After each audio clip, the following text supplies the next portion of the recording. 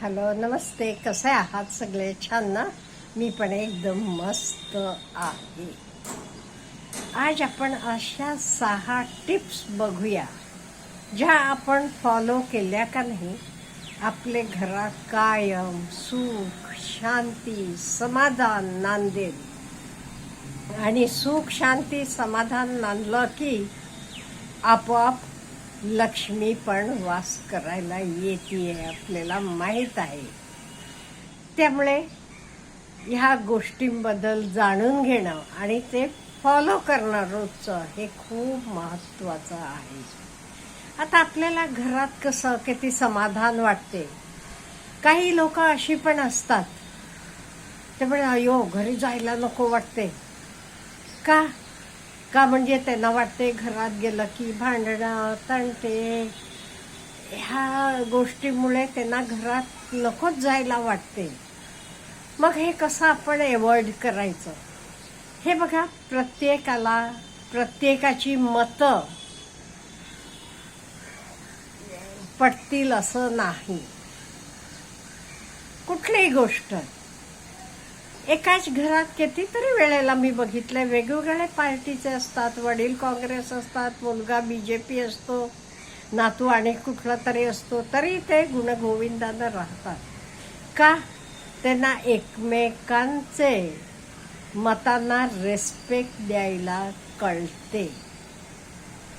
त्यामुळे इथे हे करायचं नाही तर असं म्हणायचं नाही मुलांना, बाबा तुम्हाला काही कळत नाही, तुमचा काळ वेगळा नाहीये. त्यांचं थिंकिंग ओके, त्यांना ओके, मला ओके.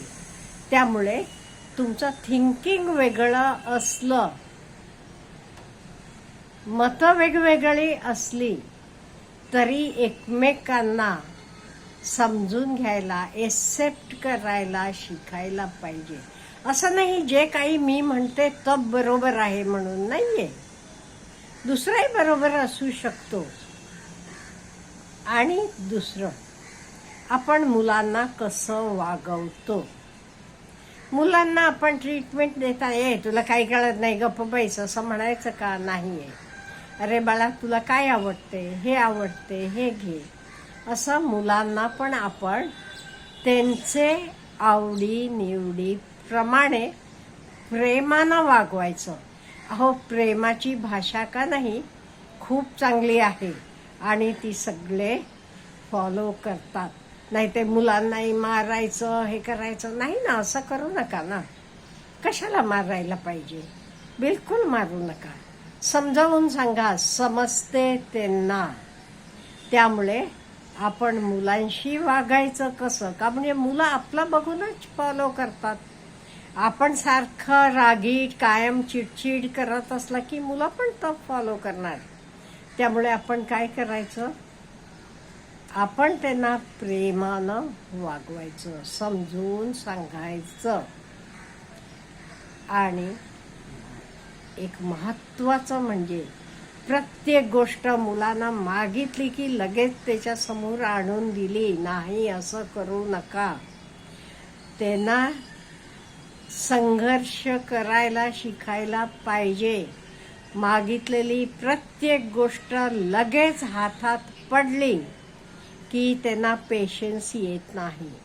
आज आता आपण कित्येक ठिकाणी बघतो, मोबाईल दिला नाही किंवा अमुक आणून दिलं नाही, मुलं जीव देतात, तेवढेपर्यंत टोकाला जातात. का जातात? त्यांना पहिलेपासून मागितलेलं हातात मिळाले. मग एकाच गोष्ट मागितलेली हातात मिळाली नाही म्हणजे त्यांना सहन होत नाही. त्यामुळे मुलांकडे आपण बघताना, मुलांचं संगोपन करताना त्यांना काही गोष्टींमधनं संघर्ष करून मिळवायला शिकायला पाहिजे. आणि स्ट्रेस देऊ नका. हे करतानाही त्यांना स्ट्रेस देऊ नका, भीती घालू नका. त्यांचे अंगातली मनातली भीती लहानपणीपासून काढा. आता लहानपणीपासून काही काढायचं? आता लहान असताना मुलांना अंधाराची सहसा भीती वाटते. रात्री लाईट नसले की ते दुसऱ्या खोलीत जाऊन काही आणायला सुद्धा तयार नसतात. का? त्यांना भीती वाटते.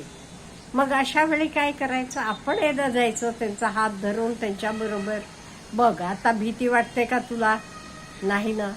म्हणून त्यांच्यावरची भीती, स्ट्रेस हे काढायचं. किंवा काही लोकांना सवय असते, पोलीस मामा येईल तुला घेऊन जाईल हे केलास की नाही, बिलकुल असं म्हणायचं नाही. मुलं अगदी का नाही कुठल्याही भीतीशिवाय मोठी व्हायला पाहिजे, तर ती उद्या समाजातही चांगलं वागणार आहेत. त्यांचं एकमेकांशी वागणं पण त्यामुळे बदलते, हे आपण जाणून घ्यायला पाहिजे. नंतर एस्पेशली पैशाची देणघेण करताना आपले रिलेटिव्समध्ये तरी बिलकुल पैशाची देणघेण करायची नाही. कोणालाही नातेवाईकांना पैसे देऊही नका, मागायलाही जाऊ नका. का माहित आहे का?